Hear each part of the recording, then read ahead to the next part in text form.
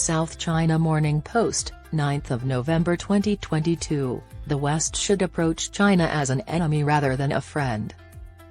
Dealing with friends is simple, but dealing with adversaries may be even more straightforward. The most complicated people to manage are your enemies. Because of this, the West is unsure of how to handle China. Individual nations each have their issues with China as well as interests. Conflicts arise between them as a result of that. But China isn't disappearing. You might want the government to fall and its economy to tank. Even though it would be tragic for the Chinese, the rest of the world would face severe difficulties. It is preferable to have a politically and geographically united China than a divided one. Of course, it is far simpler to claim that China is the problem and that decoupling is the solution. But even those who complain the loudest presumably understand in their hearts that it won't work.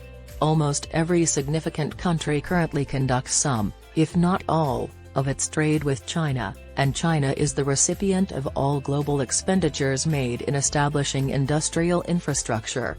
But given how expensive Chinese manufacturing has grown, it could be time to leave.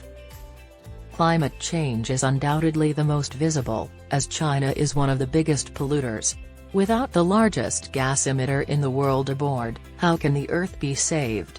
Many global challenges cannot be resolved without China's participation. Canada has dealt with China in the most subdued manner despite having significant differences. They have a complicated relationship, but so do all the others. Nevertheless, in a recent public statement, Prime Minister Justin Trudeau accused China of meddling in his country's 2019 and 2018 elections. Even still, his government and Canadian pundits have reacted much more calmly to the allegations of Russian meddling in the 2016 presidential election than their American counterparts have. Since the extradition case involving Huawei's number 2, Meng Wanzhou, was successfully resolved, Canada's exports to China have rapidly increased. She was, likewise, succumbing to Chinese hostage diplomacy.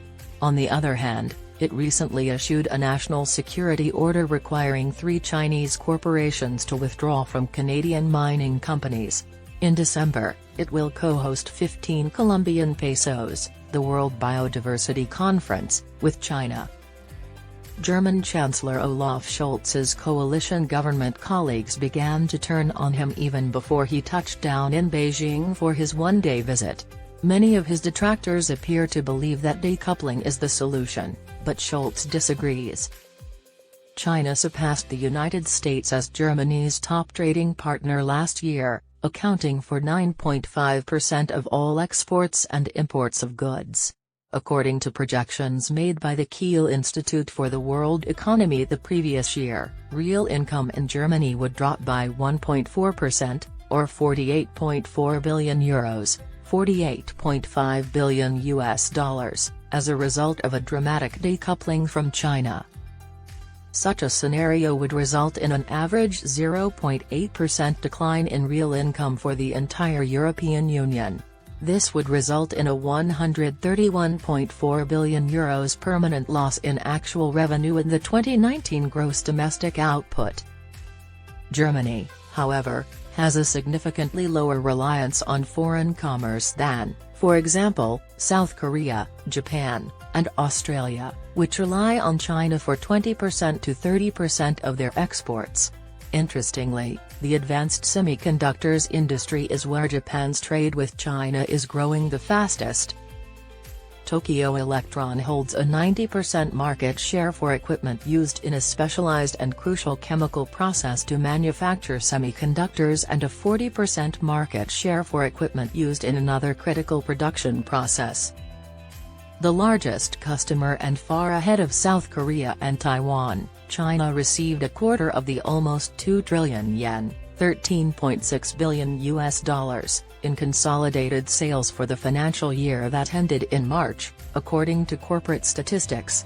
Washington now wants to prohibit these sales to China. Every U.S. ally or partner country, including the U.S., has extensive economic, scientific, and educational links with China. They may become safer if they separate from and isolate themselves from China, but everyone will undoubtedly become poorer. Regardless of how much we despise one another because of China's misbehavior, we need the entire room to learn how to coexist. The alternatives range from unpleasant to unimaginably horrific, as millions of Chinese people would be plunged into poverty and civil strife if the world separated itself from China. This is unfair to the Chinese people because the Chinese Communist Party is the actual offender,